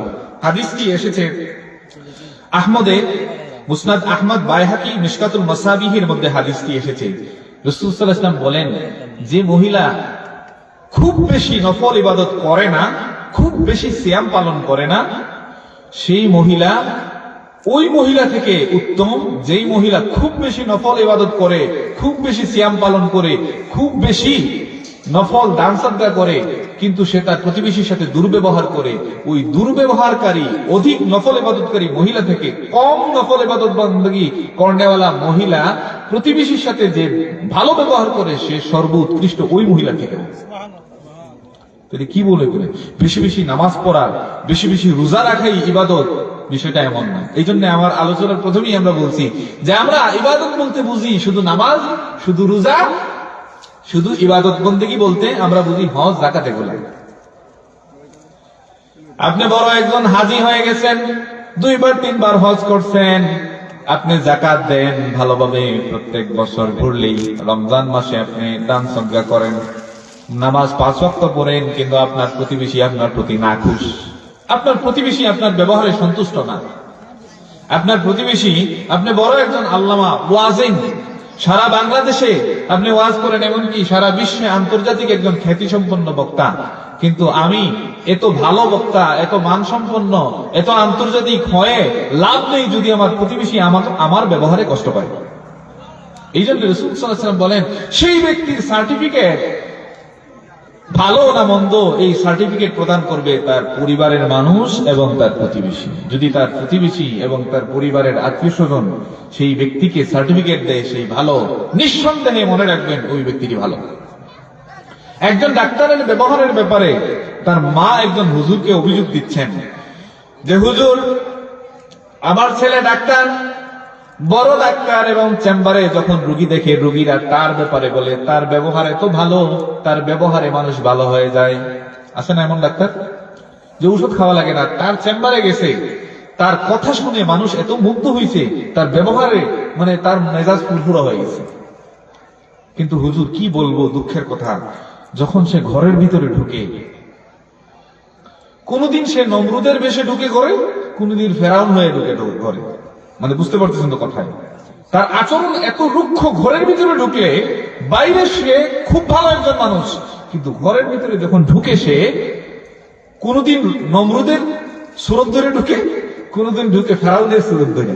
মানে তার ব্যবহার এত জঘন্য, তার মায়ের সাথে যে ব্যবহারটা করে সে, তার স্ত্রীর সাথে যে ব্যবহার করে, তার পরিবারের আত্মীয় স্বজনের সাথে যে ব্যবহারটা করে, সেটা যদি মানুষ দেখতো তাহলে নিঃসন্দেহে তাকে ভালো বলতো না। তাহলে বোঝা গেল যে একজন মুমিন ব্যক্তি যেমন সে ভিতরে তার চরিত্র যেমন থাকে, তার আত্মীয় স্বজন এবং প্রতিবেশীর সাথে যেমন তার বিহেভ থাকে, ব্যবহার থাকে, তার আচরণ থাকে, অনুরূপভাবে সে বাইরেও তার আচরণটা রিফ্লেকশন করে। মুমিনের পরিচয় এমন না যে সিলেটের ভাষায় একটা বলে না যে এই মাকাল ফল, যেটাকে বলি আমরা খাওয়ালুলি, এই যে মাকাল ফল এমন সুন্দর একটা ফল, বাইরে থেকে দেখতে খুব সুন্দর, কিন্তু ভিতরে তিক্ততা অর্থাৎ তিতায় ভরা, এটা খাওয়ার উপযুক্ত জিনিস না। বুঝতাম যদি তিতা ঠিক আছে, কিন্তু স্বাস্থ্যের জন্য উপকারী এটাও না। তো মুমিন এই মাকাল ফল কখনো হয় না, অর্থাৎ তার বাইরে সৌন্দর্য সে দেখায়, কিন্তু ভিতরে তার অসৌন্দর্য এবং নিকৃষ্ট আচরণে ভরপুর। তাহলে আমরা বুঝতে পারলাম আমরা ভালো মানুষ না মন্দ মানুষ। আজকে থেকে আমরা একটা ট্রাই করব যে আমি আমার প্রতিবেশীর কাছে কতটুকু ভালো হতে পারি আমি, এবং কি কি তরিকা এবং কি কি পন্থায় আমি আমার প্রতিবেশীর কাছে ভালো হতে পারবো, সেটা আমি নিজে থেকে আজকে ফিকির করা শুরু করে দেব যে আমি কেমনে আমি ভালো হব। দেখেন, আজকে আমার থেকে যখন একটু দরিদ্র হয়ে যায় আমার আত্মীয় স্বজন, রাস্তা দিকে গেলে আমি তাকে সালামও দেই না। আমি আমার বন্ধু যে আমার সমপরিমাণ টাকা পয়সার মালিক, বাড়ি গাড়ির মালিক, তার খবর ঠিকই রাখি, কিন্তু আমার আপন ফুফু বছরে একবারও তার সাথে আমি দেখা করি না। আমার আপন খালা, আমি অনেক মানুষ দরিদ্র মানুষকে দান সদকা করি, কিন্তু আমার আপন খালা সে দিনপাত কাটাচ্ছে গরিবী হালতে, তাকে বছরে একবার আমি কি দেখি না, দান সদ্গা করে তো দূরের কথা দেখিও না গিয়ে, অথচ আমি বছরে অনেক মানুষকে দান সদ্গা করি, কিন্তু আমি আমার আত্মীয় দরিদ্র যাই না, কারণ পরিচয় দিলে এটা লজ্জা। আছে না এই সমাজে? বলেন, বেসুরা গলায় কিছু বলতেছি, একটু রেসপন্স করবেন। আছে না নাই আমাদের সমাজে? তাহলে আপনি এই ইন্টার্ন আউট, আপনার যে বাইরের আউটডোরে যে ব্যবহারটা দেখাচ্ছেন, কিন্তু আপনার আত্মীয় স্বজন অনেক দরিদ্র, আপনি যাকাত ঠিকই দিচ্ছেন, অনেক বিত্তবান মানুষ, কিন্তু আপনার দান সৎকার ক্ষেত্রে সর্বোৎকৃষ্ট সবচেয়ে নিকট অধিকার যারা রাখে সেটা হচ্ছে আপনার আত্মীয় স্বজন। দেখেন রাসূল সাল্লাল্লাহু আলাইহি ওয়াসাল্লাম বলেন যে আপনি দান সৎকার ক্ষেত্রে সবচেয়ে বেশি অগ্রাধিকার আপনার আত্মীয় স্বজনকে দান করবেন। আপনি যখন দান সদকা করবেন, আপনি যখন যাকাত দিবেন, আপনি যখন সদকা করবেন, আপনি সর্বপ্রথম আপনি দেখবেন আপনার আত্মীয় স্বজনের ভিতরে কেউ আছে কিনা। রাসূল সাল্লাল্লাহু আলাইহি ওয়াসাল্লাম বলেন আত্মীয় স্বজনকে কেন দেখবা? আত্মীয় স্বজনকে দান সদকা দিলে দুইটা ফায়দা। এক নম্বর হচ্ছে কোন ব্যক্তিকে যখন আপনি দান করেন তখন দান সদকার সওয়াব আপনি পান, আর যখন সেই ব্যক্তিটি আপনার আত্মীয়র মধ্যে পড়ে, আপনার চাচতো ভাই, আপনার ভাতিজা, আপনার ফুফু, আপনার খালা, আপনার খালাতো ভাই, খালাতো বোন, আপনার এরকম আত্মীয় স্বজনের মধ্যে পড়ে, তখন রাসূল সাল্লাল্লাহু আলাইহি ওয়াসাল্লাম নিজে বলেন আপনার জন্য সওয়াব আল্লাহ ডবল দেন। জোরে বলি সুবহানাল্লাহ। এক নম্বর হচ্ছে আপনি দান সদকার সওয়াবটা পাইলেন, দুই নম্বর হচ্ছে আপনি আত্মীয়তার সম্পর্ক এবং আত্মীয় বাছাই করে যে দান সদকা করলেন, এটার জন্য আল্লাহ রাব্বুল আলামিন দ্বিগুণ সওয়াব আপনাকে দান করেন। তাহলে আমরা এই কথার উপর আমল করতে পারবো কিনা? আমরা অনেক সময় শরম পাই যে হুজুর কেমনে দেই, সে আমার সম্পর্কের এমন হয়, কেমনে সরাসরি গিয়ে দেই। দুইটা প্রতিবন্ধকতা কাজ করে আমাদের মধ্যে যখন আমরা এই জিনিসটা চিন্তা করি। এক নম্বর, সরাসরি যাব এটা কেমন লাগে, দুই নম্বর, যাকাতের টাকা এটা কি উনারে দিমু, অথচ যাকাতের হকদার তিনি। তো আপনি দুইটা কাজ করতে পারেন, আপনি নিজে যাওয়ার দরকার নাই, অন্যকে দিয়ে দেন। দুই নম্বর জিনিস হচ্ছে আপনি যাকাতের টাকা যে দিচ্ছেন এটা বলার দরকার কি আপনার? ওটা তো বলা জরুরি না, ইসলাম সেটা জরুরি করে নাই আপনাকে। আপনি জানেন সে যাকাত খাওয়ার উপযুক্ত, সদকা খাওয়ার উপযুক্ত, তাকে আপনি হাদিয়া হিসেবে দেন, কিন্তু আপনার নিয়তে থাকলো সে তো যাকাতের উপযুক্ত, আপনার যাকাতের সম্পদটাই দিলেন। তাহলে আজকে থেকে আমরা এই নিয়োগ করব যে আমি দান সদকা করার ক্ষেত্রে ওই যে চৌমোহনা আর কুসুমবাগে গিয়ে ধরে ধরে গিয়ে যে চায় আমার কাছে হাত পেতে, তাকে আমি কেন দেবো? হ্যাঁ দেবেন, তাকেও দেবেন আপনি, কিন্তু দেখেন আমি যে দেই দান সদকা, আমার মাসিক ইনকাম যদি, আমি হুজুরের যদি মাসিক ইনকাম 20,000 টাকা থাকে, যে হাত পেতে চায় তার মাসিক ইনকাম দেখেন আপনি 30-40,000 টাকা। আমি কিন্তু ভুল বলিনি, আপনি দেখেন কি ওই RTVতে একটা নিউজ হয়েছিল কয়েক মাস আগে, এক বুড়া মহিলা, তার বাড়িতে নাকি 3 বস্তা না 4 বস্তা টাকা পাওয়া গেছে, এর মধ্যে 1 বস্তা না 1.5 বস্তা পচা টাকা। দেখছেন কিনা আমি জানি। তো মহিলা শেষ সময়ে অসুস্থ হয়ে মারা গেছে। মহিলারে বলা হয়েছে যে তুমি টাকা চিকিৎসা করাও না কেন? না না, আমার অনেক অনেক অনেক কষ্ট করে জমানো টাকা, এটা কেমনে আমি খরচ করি? চিন্তা করেন টাকার মানে কি মায়া, এবং টাকা ভিক্ষা করাটা তার একটা পেশায় পরিণত হয়েছে। সে তার টাকার মায়ার, টাকার প্রতি এমন একটা পেশন তৈরি হয়েছে, আকর্ষণ তৈরি হয়েছে, এবং এটাকে নেশা বানায় ফেলছে। টাকার মধ্যে 1 বস্তা না 1.5 বস্তা টাকা পচে গেছে, এরপরেও সে কি করতেছে না, খরচ করতেছে না। শোনেন, একটা জিনিস মনে রাখবেন, রাসূল সাল্লাল্লাহু আলাইহি ওয়াসাল্লাম নিজে বলতেছেন হাদিসে পাকের মধ্যে, যে নিজের প্রয়োজন ছাড়া সবচেয়ে উত্তম হাত হচ্ছে যেই হাত দেয়, আর সবচেয়ে নিকৃষ্ট হাত হচ্ছে যে হাত নেয়। এই হাত বিশেষ করে এমন না যে রাস্তায় রাস্তায় ভিক্ষা করে, এই হাতও না। আপনি অন্য মানুষের কাছে যে চান যেটা, সেটাও কিন্তু একটা চাওয়া, এটাও ভিক্ষার কাতারের মধ্যে পড়ে। একটা হচ্ছে একজন হাত দিয়ে খুশি মনে দেয়, আর আপনি আরেকজনের কাছে চায়া দিচ্ছেন। কাজকর্ম করেন না কিছু, একদিন বিদেশ আছে ভাই, তার কাছে একদিন যাই আনেন, আরেক খালতো ভাই বিদেশে আছে, আরেকদিন আনেন, আরেকজন বলেন মোবাইল নষ্ট হয়ে গেছে, তার কাছ থেকে আনেন, নিজে কিছুই করেন না, সারাদিন ঘরের মধ্যে। আপনার কষ্ট লাগবে এই কথাটা বললে, এটাও কিন্তু ভিক্ষার মধ্যে পড়ে।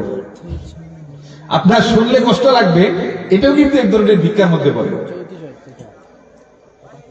রাসূলুল্লাহ সাল্লাল্লাহু আলাইহি ওয়াসাল্লাম বলছেন, যেই ব্যক্তি নিজে কোনো জিনিস অর্থ উপার্জন করার সক্ষমতা থাকার পরও ভিক্ষা করে, কাল কিয়ামতের ময়দানে এমন ভাবে সে হাসরের ময়দানে আল্লাহর কাছে উপস্থিত হবে, মানুষেরা শুধু দেখে বলবে এই লোককে এত বিভৎস অবস্থায় উঠছে। মানুষ বলবে এই হচ্ছে সেই লোক যার মুখের এদিকে গোস্ত নাই, ওদিকে গোস্ত নাই, এখানে গোস্ত নাই। আচ্ছা বলেন তো, অ্যাক্সিডেন্ট যদি করে, আল্লাহ না করুক আমাদের কেউ অ্যাক্সিডেন্টে না হয়, যদি অ্যাক্সিডেন্টে যদি মারাত্মক অ্যাক্সিডেন্ট হয়, দেখবেন এখানে গোস্ত উঠে গেছে, এখানে ছিলে গেছে, এই জিনিসগুলো দেখলে স্বাভাবিক কোনো মানুষ অজ্ঞান হয়ে পড়ে যাবে, সেন্সলেস হয়ে যাবে। তা আপনি যদি এরকম একটা মানুষ দেখেন, একটু কল্পনা করেন যে ওখানে গোস্ত নাই, দাঁতগুলা বের হয়ে গেছে, মাথার এই সাইড নাই হয়ে গেছে, হাত একটা নাই কাটা, মানে রক্ত ঝরতেছে, বিভৎস চেহারায় বিভৎস শরীরে একজন মানুষ আপনার সামনে আসছে, কেমন লাগবে? যদি আপনি রক্ত না দেখেন, যদি আপনি প্রফেশনাল মানে সুস্থ মানুষ যদি থাকেন, এই অবস্থায় কাউকে আপনি দেখতে প্রস্তুত থাকবেন না। কাল কিয়ামতের ময়দানে এরকম বিভৎস চেহারায় এবং শরীর নিয়ে কিছু মানুষ উপস্থিত হবে। মানুষেরা জিজ্ঞেস করবে এরা কারা, কোন অপরাধের শাস্তি আল্লাহ রাব্বুল আলামিন তাদেরকে দিচ্ছেন? উত্তর আসবে এরা হচ্ছে সেই সমস্ত মানুষ যারা প্রয়োজন এবং তৌফিক থাকা সত্ত্বেও, প্রয়োজন ছাড়া এবং তৌফিক থাকা সত্ত্বেও তারা মানুষের কাছে চেয়ে চেয়ে ভিক্ষা করছে। এই জন্য আপনার আমার করণীয় কি, যারা ভিক্ষা করে এদেরকে দেখলেই আপনি চিনতে পারবেন যে এরা আসলে প্রফেশনাল, অভ্যাসের কারণে, খাইসলতের কারণে ভিক্ষা করে। এদেরকে আপনি দিবেন, ঠিক আছে, দিয়ে বলবেন একটু বুঝাইয়া এই হাদিসটা একটু শোনাই দেবেন যে তুমি যদি মুসলমান হয়ে থাকো এই হাদিসটা একটু শোনাই তোমার। এমনি হাদিসটা হচ্ছে কিয়ামতের ময়দানে যে তৌফিক থাকা সত্ত্বেও ভিক্ষা করবে, কাল কিয়ামতের ময়দানে বিভৎস অবস্থায়, রক্তাক্ত অবস্থায় এবং গোস্ত নাই এরকম এরকম অবস্থায় সে নিকৃষ্ট একটা অবস্থা আকৃতি নিয়ে কিয়ামতের ময়দানে উঠবে। খুদ রাসূলুল্লাহ সাল্লাল্লাহু আলাইহি ওয়াসাল্লাম একজন ব্যক্তিকে কি করছিলেন, কুঠার হাতে দিয়েছিলেন, যাও কাঠ কাটো, গিয়ে ভিক্ষা করার দরকার নাই, কমল আছে এটা বিক্রি করে গিয়ে একটা কুঠার কিনে নাও। দেখবেন অনেকে অনেক কর্ম করতেছে, হাত নাই পাও নাই, অনেক মানুষ আছে, তার সদিচ্ছা থাকা লাগে। এই কারণে আপনি যদি চান আপনি হালাল পথে, বৈধ পথে আপনি উপার্জন করবেন, আল্লাহ রাব্বুল আলামিন সেই মনের ইচ্ছাকে আল্লাহ রাব্বুল আলামিন বাস্তবায়ন করার সুযোগগুলো আপনার সামনে তৈরি করে দেবেন। জোরে বলি সুবহানাল্লাহ। আল্লাহ নিজে বলতেছেন ওয়াল্লাযিনা জাহাদু ফিনা লানাহদিয়ান্নাহুম সুবুলানা, যারা হক পথে চলতে চায়, আমার পথে প্রাণান্তকর প্রচেষ্টা করে সত্য পথে চলার জন্য দৃঢ় প্রতিজ্ঞ, আমি তাদের জন্য হেদায়েতের দরজা একটা না হাজার দরজা খুলে দিই। অর্থাৎ তাদের সাহায্য এক রাস্তায় আসে না, হাজারো রাস্তা থেকে তাদের জন্য আল্লাহ রাব্বুল আলামিন সাহায্যের জন্য আল্লাহ রাব্বুল আলামিন তাদের জন্য প্রস্তুত হয়ে গেছে। সুবহানাল্লাহ। এই জন্য মনের ইচ্ছা থাকাটা হইল বড় জিনিস। আপনি ইচ্ছা করেন কি না ভালো পথে চলার, হক পথে, হালাল পথে উপার্জন করার, এটা আপনার নিজেকে প্রশ্ন করতে হবে। আমি আমার নিজেকে প্রশ্ন করতে হবে আমি আসলে চাচ্ছি কি না। যদি আপনি চান, একদিন, 2 দিন, 3 দিন ফিকির করেন, আল্লাহ রাব্বুল আলামিন পথ বের করে দেবেন। আল্লাহ নিজে বলতেছেন ওমাই ইয়াতাওয়াক্কাল আলাল্লাহ ফাহুয়া হাসবুহ, যে ব্যক্তি আমার উপর তাওয়াক্কুল করে, ভরসা করে, আমি তার জন্য যথেষ্ট। শুধু তাই নয়, আমি তাকে এমন এমন পথ থেকে তার রিজেকের উৎস আমি বের করে দিই, ব্যক্তি জীবনেও কল্পনা করে নাই সেখান থেকে সে রিজেক পাইবে। আপনি আমি দেখবেন মাঝে মধ্যে মিরাকেল, মনে হয় অলৌকিক ভাবে এমন কিছু জায়গা থেকে আমি সাহায্য পাইছি, এমন মানুষের কাছ থেকে আমি সাহায্য পাইছি যেখান থেকে সাহায্য পাওয়ার কোনো আশা নাই। এমন বিপদে পড়ছেন আপনি, এমন ভাবে আল্লাহ আপনাকে সাহায্য করছেন যেটা আপনি নিজে আগে কল্পনাও করেন না। এটা হচ্ছে তাওয়াক্কুল, আল্লাহর উপর ভরসা রাখা। তো বলছিলাম সবচেয়ে উৎকৃষ্ট হাত হচ্ছে যে দেয়, আর নিকৃষ্ট হাত হচ্ছে যে চায় না। সম্মানিত হাজিরিন, কষ্ট হচ্ছে আপনাদের? আচ্ছা, তো বলছিলাম দান সৎকার ক্ষেত্রে সবচেয়ে বেশি প্রথম আমরা কাদেরকে খুঁজবো? আত্মীয় স্বজন, তারপরে আমরা প্রতিবেশীকে বুঝবো। কিন্তু আমরা কি করি, আমাদের যেটা ট্রেন্ড, অমুক মিয়া যাকাত দিবেন বছরে একবার, মাইকিং করা হয়েছে, অথবা একটা ব্যানার টাঙ্গানো হয়েছে। ব্যানার টাঙ্গানো খারাপ এটা বলতেছি না আমি, কিন্তু বলতেছি আমি শফের কথা। কিরকম একটা বড় একটা প্যান্ডেল আয়োজন করা হবে, ওখানে সব অ্যানাউন্স করা লাগবে না, এমনি মানুষ বুঝতে পারবে যে ওখানে দেবে। ওখানে ওই যে প্রফেশনাল যারা ভিখারি আছে, ওই প্রফেশনাল খাইসলতের ভিখারি যারা আছে, এরাই বেশি আসে। অথচ আল্লাহ রাব্বুল আলামিন খুদ কুরআনুল কারীমের মধ্যে বলেন লিল ফুকারাইল্লাযীনা উহসিরু ফি সাবিলিল্লাহ লা ইস্তাতিউনা দারবান ফিল আরদি ইয়াহসাবুহুমুল জাহিলু আগনিয়া মিনাত তাআফফুফি সীমাহুম বিউজুহিহিম ইলাল আখির। এই আয়াতের অর্থ হচ্ছে প্রকৃত অভাবগ্রস্ত মানুষ হচ্ছে তারাই যারা আল্লাহর কোন বিধিবিধান মানার ক্ষেত্রে নিজেকে কোনো কাজে সাথে সম্পৃক্ত করে ফেলেছে এবং শরমের ডরে মানুষের কাছে হাত পাতে না। আবার বলি, প্রকৃত অভাবগ্রস্ত মানুষ সে যে আসলে আল্লাহর কোনো কাজে নিজেকে কি করে ফেলছে, আবদ্ধ করে ফেলছে। হয়তো কোনো একটা ফি সাবিলিল্লাহ আল্লাহর কোনো কাজে নিজেকে আবদ্ধ করে ফেলছে, কিন্তু তার উপার্জনের উপায়টা কমে গেছে ওই আল্লাহর কাজে সম্পৃক্ত হওয়ার জন্য। দিনই কোনো কাজ করতেছে, ওখান থেকে তার প্রফিট আসে না, নন প্রফিটেবল কোনো কাজে জড়িত, যা উপার্জন করে তা দিয়ে তার দিনপাত বা পরিবার চলে না, কিন্তু মানুষের কাছেও চায় না, শরমের ভয়ে, ব্যক্তিত্বের ভয়ে, কিন্তু সে আসলেই অভাবী মানুষ। আপনি চেয়ে চেয়ে বেছে বেছে এই ধরনের মানুষ আপনি বের করবেন এবং বের করা সম্ভব। আপনি এদেরকে বলার দরকার নেই আপনি সাহায্য সহযোগিতা করতেছেন, আপনি তাদেরকে হাদিয়া দিলে নেয় না, হুজুরা তো আরো আগে নেই, আমরা তো আরো আগে নেই। একজনকে আপনি যদি বলেন যে একটু মিষ্টি খাওয়ার জন্য দিলাম, চা খাওয়ার জন্য দিলাম, এটা টাকাটা নাও, হাদিয়া হিসেবে দিলাম, সে কি নেবে না? আপনার বলার দরকার কি? আমরা আমাদের মধ্যে একটা টেন্ডেন্সি কাজ করে, আমি এটারে সদকা বলে দেব, আমি এটারে জাকাত বলে দেব, ওটা বলার দরকার নেই। আপনি একটা গিফট হিসেবে দেন। আপনি একদিন তার বাড়িতে মেহমান করলেন, মেহমানদারি করলেন, হাতে অনেক কিছু নিয়ে গেলেন, এটা একটা উসিলা না, হয় না? আপনি মেহমানদারি করলেন গিয়ে না বলে, কেন বললে তো সে আবার খাবার দাবারের আয়োজন করবে, তার জন্য কষ্ট হয়ে যাবে। একদিন না বলে আপনি চলে গেলেন যে আসছে, একটু ভালো লাগছে, আসছে একটু চা খেয়ে যায়, হাতে একটু সেমাই, নুডলস, চাল, ডাল এগুলো কিছু নিলেন, বিস্কিট টিস্কিট যা যা তার প্রয়োজনীয় জিনিস, মোটামুটি 1000-1500 টাকার জিনিস নিয়ে গেলেন আপনি। এই একমাত্র জিনিস হচ্ছে সদিচ্ছা। সদিচ্ছা থাকলে সবকিছুই পারা যায়। এই জন্য আমরা যখন দান সদকা করবো তখন আমরা আমাদের প্রতিবেশী এবং আত্মীয় স্বজনকে অগ্রাধিকার দেবেন।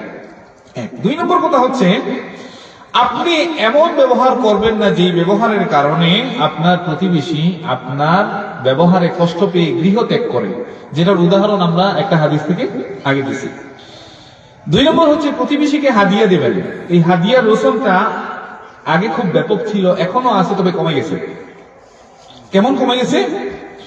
রাসূলুল্লাহ সাল্লাল্লাহু আলাইহি ওয়াসাল্লাম উম্মুল মুমিনিন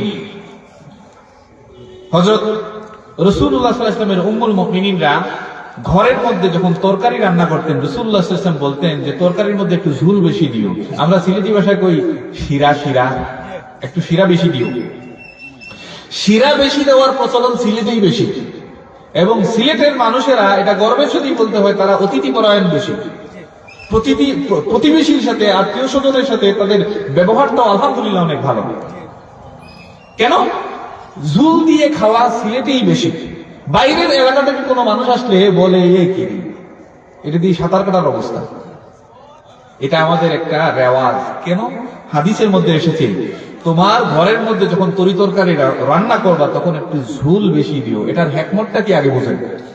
মজা কম হওয়া বেশি হওয়া এটা না, হ্যাকমতটা হচ্ছে তুমি যাতে তুমিও খাও, পাশাপাশি তোমার প্রতিবেশীকেও তোমার তরি তরকারিতে সহযোগিতা করতে পারো। বলে সুবহানাল্লাহ। হ্যাকমতটা কি? হ্যাকমতটা হচ্ছে ঝুল বেশি দেওয়ার মানে হচ্ছে বেশি মানুষের যাতে খেতে পারে। আমাদের কাছে জিনিসটা রয়ে গেছে কিন্তু মূল হ্যাকমতটা চলে গেছে। প্রত্যেক কাজ থেকেই দেখবেন মরার সময় মরা বাড়িতে খাওয়া, এটার একটা হ্যাকমত আছে। মৃত ব্যক্তির কুলখানি করা, 4 দিনের করা, 40 দিনের করা, এটার একটা হ্যাকমত আছে। আমাদের কাছে খাওয়াটা রয়ে গেছে, হ্যাকমতটা চলে গেছে। মৃত ব্যক্তিকে খাওয়ার কোন রসম 4 দিন 40 দিনে হুবহু হাদিসের মধ্যে পাওয়া যায় না, কিন্তু মৃত ব্যক্তির ইসালে সওয়াব উপলক্ষে দান সদকা করা, মানুষকে খাওয়ানো, এটা একটা সদগায়ে জারিয়ার মধ্যে পড়ে, সদকার মধ্যে পড়ে। কিন্তু এখানের মধ্যে একটা হ্যাকমত আছে। উপমহাদেশের মধ্যে যারা এসেছেন তারা এমন ওয়াজের মাহফিল প্যান্ডেল করে দিন প্রচার করে নাই। কারণ এই ভারত উপমহাদেশে, বাংলাদেশ বিশেষ করে, আমরা আপনার বাবা দাদা উপরের দিকে গেলে দেখবেন একটা না একটা জেনারেশন হয় হিন্দু আছে, বৌদ্ধ আছে, আর না কেউ আছে, মানে ধর্মের খুব কম মানুষ আছে যারা শেখ বংশের, একবারে মানে সৌদি আরব থেকে এসছে, সিরিয়া থেকে এসেছে, খুব কম মানুষ সাইয়েদ পরিবারে। দেখবেন 1 2 3 সিঁড়ি বা 4 সিঁড়ি 6 সিঁড়ি গেলে আমরা মুসলমান হয়তো ছিলাম না। আল্লাহ আমাদেরকে ইমানের দৌলত দান করছেন। সিলেটের শাহজালাল শাহ ফরান রহমতুল্লাহ আলাইহি সহ 360 আউলিয়া যারা ইসলাম প্রচার করেছেন, ওলিয়া উলিয়া কেরামের বদৌলতে। এই যে বলে, এই যে সিন্নি খাও কারো সিলাই মোল্লা ঠাকুর জিনলা নাই। এখনকার কিছু মৌলবী আছে তারা বলে ওলিয়া উলিয়া, এখানে ইসলাম যেখানে পৌঁছার এখানে এমনিই পৌঁছাইবে। এদের মতো নিমু খারাম আর কিছু নাই। আল্লাহ রাব্বুল আলামিন দুনিয়াতে উসিলা ছাড়া কোনো জিনিসই পাঠান নাই। যেই বেচারা ওয়াজ করে এই কথা বলে, সেই বেচারাও মা বাবার উসিলায় দুনিয়ায় আসছে, তারপরে ওয়াজ করতেছে এই কথা। তো দেখেন, তো বলছিলাম যে আমাদের কাছে রেওয়াজটা রয়ে গেছে, মূল রহস্যটা গোপন হয়ে গেছে। এই ওলামায়ে কেরামরা দেখছেন, এদের কাছে তো প্যান্ডেল করে মাইক নিয়ে বসে থাকলে ওরা আসবে না। তাহলে কি করতে হবে? অভাবী মানুষ, এক বেলা খায়, 2 বেলা খায় না, একটা খাবারের আয়োজন করবে। তো একটা উপলক্ষ লাগবে না? উপলক্ষ ছাড়া তো একটা আয়োজন করা যায় না। তো উপলক্ষ কি? উপলক্ষ হচ্ছে আপনার কোন একটা উৎসব, কোন একজন ব্যক্তি মারা যদি যায়, তার ইসালা সওয়াব উপলক্ষে দাওয়াত সবাইকে দেওয়া হয়। তবে সব না, ধনী ব্যক্তি, এলাকার মধ্যে সবচেয়ে বেশি ধনী যে, যার তৌফিকে কুলাইবে খাবার দাবারের আয়োজন করা, কেবলমাত্র তাকে। কিন্তু ওই যে বললাম, আমাদের কাছে রেওয়াজ আছে কিন্তু মূল রহস্যটা চলে গেছে। আমরা কি করি, যে গরিব তারে ঋণ করে একটা গরু কিনে একটা কুলখানি 4 দিনের শীর্ণ করি। এটা তার উপরে জুলুম হয় না বলেন তো? আবার এটা নিয়ে আবার আলোচনা করলে বলে তাহলে কি এটার বিরুদ্ধে? আপনি না, বিরুদ্ধে যাবেন কেন? ইসলাম কি বলছে? আচ্ছা দেখেন কত নির্মম আমরা। যে ব্যক্তি মারা গেছে, রাসূল সাল্লাল্লাহু আলাইহি ওয়াসাল্লাম বলেন 3 দিন পর্যন্ত তার বাড়িতে গিয়ে আপনি খাবার দেবেন। আপনার যদি প্রতিবেশী কেউ মারা যায়, আপনার প্রতিবেশী হিসেবে হক হচ্ছে সে এখন সুখে আচ্ছন্ন, দুঃখের মধ্যে আছে, কষ্টের মধ্যে আছে, কি খাবার কি দাবার এটার কোনো হুঁশ নাই তার। আপনি নিজে গিয়ে তার বাড়িতে কি করবেন? খাবার দেবার দেবেন। কিন্তু আমাদের নিয়ম হচ্ছে, মেহমানদারি করলে অন্য সময় আমরা কি করি? হাত ভরে নিয়ে যাই, কিন্তু মরা বাড়িতে কিছু নিয়ে যাই না। অথচ মরা বাড়িতে কিছু নিয়ে যাওয়া সুন্নত, বড় সুন্নত আরো। কারণ রাসূল সাল্লাল্লাহু আলাইহি ওয়াসাল্লাম হাদিসে পাকের মধ্যে বলছেন, কোন ব্যক্তি যদি মারা যায় তার বাড়িতে আপনি খাবার দাবার নিয়ে যাইবেন। উল্টা আমরা খালি হাতে যাই, গিয়ে জানাজার পরে এই আপনি নিয়ে আসেনি দাও। এটা খাওয়া যে এটা খারাপ জিনিস, এটা আমি বলতেছি না, কিন্তু সম্পূর্ণ হিকমত আমরা ভুলে গেছি যে কি উদ্দেশ্যে এটার আয়োজন। প্রথম কথা হচ্ছে, ধনী ব্যক্তির জন্য এই জিনিসটা রাখা হয়েছিল। 2 নম্বর, একটা উপলক্ষ করে মানুষদেরকে জমায়েত করা যাবে, দ্বীনের একটা আলোচনা করা যাবে, মানুষের মধ্যে ঈমানি একটা তাগাদা এবং আমলের একটা স্পৃহা তাদের মধ্যে তৈরি হবে এই উপলক্ষকে কেন্দ্র করে। সম্মানিত হাজিরিন, যে বলছিলাম কোন আলোচনা থেকে আসলাম, ঝুল বাড়ায় দেওয়ার হিকমত আছে। ঝুল বাড়ায় দেওয়ার হিকমত মজা কম বেশি হওয়া এটা না। ঝুল বাড়ায় দেওয়ার হিকমত হচ্ছে আপনি আপনার খাদ্য খাবারে নিজে খাওয়ার পর যাতে প্রতিবেশীকেও শরীক করতে পারেন। সুবহানাল্লাহ। তাহলে এটার আজকে থেকে একটা হিকমত পাইলাম আমরা, ঝুল বাড়ায় দেওয়ার জিনিসটাকে। তো সম্মানিত হাজিরিন, আপনি আপনার প্রতিবেশীর ব্যাপারে নিত্য প্রয়োজনীয় যে বিষয়গুলো আছে এগুলোর ব্যাপারে আপনি কি করবেন না? তাকে বাধা প্রদান করবেন না। আপনার কাছে দা চাই, খন্তি চাই, কোরাল চাই, আসে না? আল্লাহ রাব্বুল আলামিন খুদ কুরআনুল কারীমের মধ্যে বলছেন যে ফাওয়াইলুল লিল মুসাল্লিন আল্লাযীনা হুম আন সালাতিহিম সাহুন আল্লাযীনা হুম ইউরাউন ওয়া ইয়ামনাউনাল মাউন। ধ্বংস হোক সেই সমস্ত মুসল্লি, নামাজীরা যারা কি করে? নামাজের ব্যাপারে গাফেল। একবার নামাজ পড়লে আরেকবার পড়ে না, শনিবার নামাজ পড়লে রবিবার পড়ে না, 6 দিন পরে তো 9 দিন পড়ে না, বছরে একবার পড়ে তো 9 বার পড়ে না। এই ধরনের উদাসীন মুসল্লি অথবা নামাজের ব্যাপারে যত্নবান না, তাদের ধ্বংস হোক। জোরে বলি নাউজুবিল্লাহ। 2 নাম্বার, যারা মানুষকে দেখানোর জন্য নামাজ পড়ে, আল্লাহকে খুশি করার জন্য না। 3 নাম্বার, ওয়ায়ামনাউনাল মাউন। দেখেন আল্লাহ রাব্বুল আলামিন তার নিজের ইবাদতের ক্ষেত্রে আরেকটা জিনিস এখন আনছেন, ওয়ায়ামনাউনাল মাউন। যারা নিত্য প্রয়োজনীয় জিনিস আদান প্রদানের ক্ষেত্রে তার প্রতিবেশীর সাথে সহযোগী মনোভাব দেখায় না। অর্থাৎ কোরাল চাইছে, না কোরাল দিব না, কোরাল নাই, ভাই আমার একটু দা লাগবে, আমার ঘরে তো দাটা নষ্ট হয়ে গেছে, এই দা নাই, এই যে জিনিসগুলা বিহেভটা কোরআনে খুদ নিষেধ করা হয়েছে। আল্লাহ রাব্বুল আলামিন বলছেন যারা প্রতিবেশীকে নিত্য প্রয়োজনীয় জিনিস শেষ করে দিব আমি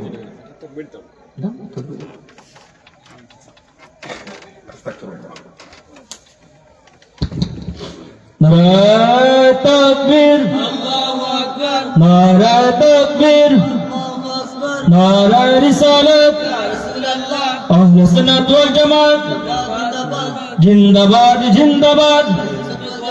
বিশেষ অতিথির আগমন, শুভেচ্ছার স্বাগতম, আহলান সাহলান, অতিথি হে মহান।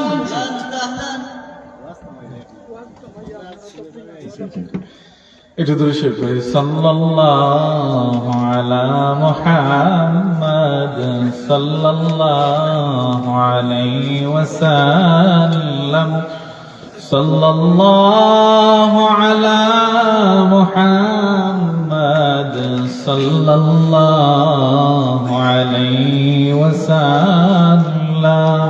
আলহামদুলিল্লাহ, আমাদের কাছে অতিথি চলে এসেছেন, ইনশাল্লাহ আমি শেষ করে দেব। তো আমরা এই কথা বলেই শেষ করব যে আমরা এই আলোচনা থেকে যা বুঝতে পারলাম বেসুরা গলায়, সেটা হচ্ছে আত্মীয় স্বজনের হক এবং প্রতিবেশীর হক, যেমনটি আল্লাহ রাব্বুল আলামিন কোরআনুল কারীমের মধ্যে আমাদেরকে সতর্ক করেছেন। রাসূল সাল্লাল্লাহু আলাইহি ওয়াসাল্লাম অসংখ্য হাদিস আছে। অতএব আপনার প্রতিবেশী, আপনার আত্মীয় স্বজন, আপনার চরিত্রের সার্টিফিকেট, আপনার ব্যবহারের সার্টিফিকেট। একটা কথা বলি আমি শেষ করব যে আব্দুল্লাহ ইবনে মুবারক রাহমাতুল্লাহ আলাইহি একজন বড় মাপের একজন মুহাদ্দিস ছিলেন। তার ব্যাপারে তারিখে দামেস্ক, সিরু আলামিন নুবালা এবং তারিখে বাগদাদের মধ্যে এসেছে যে তিনি এক সময় হজ করার জন্য নিয়ত করলেন এবং প্রায় 700 দিরহামের মতো জমা করলেন, হজ করার নিয়ত করছিলেন। কিন্তু তিনি একদিন দেখলেন হজ যাওয়ার আগে, নিয়ত করে ফেলছেন হজে যাওয়ার আগে, যে তার প্রতিবেশী মরা একটা পশুর গোশত ছাড়াচ্ছে। তিনি আশ্চর্য হয়ে গেলেন, তুমি কি মুসলমান না? যে মুসলমান, যে কেন এই মরা পশুর গোশত গুলো ছাড়াচ্ছ? যে আমি কয়েকদিন যাবত খাই না, এমন অবস্থা হয়ে গেছে আমি মৃত প্রায়, আমি মরে যাবো আশঙ্কা করতেছি, আমার কাছে হালাল কোনো দ্রব্য নাই। তিনি আতঙ্কিত হয়ে গেলেন যে আমার প্রতিবেশী, অথচ আমি জানি না যে সে অনাহারে আছে, কাল কিয়ামতের ময়দানে আমি কি জবাব দেবো। তিনি তার হজে জমানোর টাকাটা তাকে না জানায় সেই টাকাটা দিয়ে দিলেন। ঘটনা লম্বা। হজের পর হাজী সাহেবরা যখন আসলো, আসার পর তাকে অভিবাদন জানালো, আহলান সাহলান মারহাবা আব্দুল্লাহ ইবনে মুবারক, আপনাকে মিনাতে গিয়েছি, সেখানেও পেয়েছি, বাইতুল্লাহ গিয়েছি তাওয়াফরত অবস্থায়, সেখানেও পেয়েছি, তারপরে সাফা মারওয়ায় পেয়েছি। তিনি আশ্চর্য হয়ে গেলেন, আমি তো হজে যাই নাই। এরকম প্রত্যেক হাজী সাহেব আসছেন, তার সাথে কুশল বিনিময় করতেছেন এবং তাকে অভিবাদন জানাচ্ছেন। তিনি আশ্চর্য হয়ে গেলেন যে আমি তো হজে যাই নাই। নির্ভরযোগ্য সূত্রে ঘটনাটি বর্ণিত। অবশেষে তিনি বুঝতে পারলেন যে আল্লাহ রাব্বুল আলামিন নিছক কেবলমাত্র তাকে খুশি করার জন্য যে আমার প্রতিবেশীকে আমি সাহায্য করেছি, হয়তো আল্লাহ রাব্বুল আলামিন এর বদৌলতে আল্লাহ রাব্বুল আলামিন হজের সওয়াব আমাকে দিয়েছেন এবং কি ফেরেশতার মাধ্যমে আমার হজটি আল্লাহ রাব্বুল আলামিন সম্পন্ন করিয়েছেন। জরুরি সুবহানাল্লাহ। অতএব আমরা এই আলোচনা থেকে এটাই বুঝলাম, আমি আপনি আল্লাহ রাব্বুল আলামিনের যে দেওয়া হক, আল্লাহর হকের পরে আত্মীয় স্বজনের হক এবং প্রতিবেশীর হকের ব্যাপারে যাতে সচেতন হই, আমার কোনো আচরণে যাতে আমার প্রতিবেশী, আমার আত্মীয় স্বজন কষ্ট না পায়। সবাই বলি আমিন। ওয়া মা তাওফীকি ইল্লা বিল্লাহ। ওয়াসসালামু আলাইকুম ওয়া রাহমাতুল্লাহ। সাল্লাল্লাহু আলা সাইয়্যিদিনা মাওলানা মুহাম্মদ ওয়া আলা আলিহি ওয়া আসহাবিহি আল্লাহু আমিন। اللهم ربنا ظلمنا أنفسنا وإن لم تغفر لنا وترحمنا لنكونن من الخاسرين. اللهم رب ارحمهما كما ربياني صغيرا.